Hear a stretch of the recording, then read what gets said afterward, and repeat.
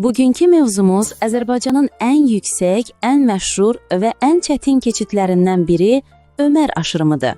Kəlbəcərə gedən yollar arasında Ömər aşırımı xüsusi əhəmiyyət daşıyır. Dəniz səviyyəsindən 3000 metrə yaxın yüksəklikdə yerləşən bu aşırım qışda sərt hava şəraiti ilə tanınır.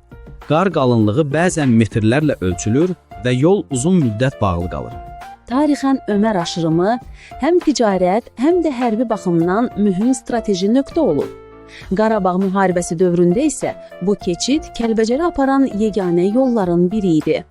Bugünsə Azərbaycan dövləti yeni yollar və tunellər vasitəsilə Ömər aşırımını daha təhlükəsiz və açıq saxlamağı hədəfləyir. Yeni layihələr reallaşdıqca Kəlbəcər bölgəsi həm iqtisadi, həm də turizm baxımından daha da inkişaf edəcək. Ömər aşırımı bugün yalnız bir dağ keçidi deyil, həm də mübarizəmizin, dözümümüzün və gələcəyə olan ümidimizin rəmzidir.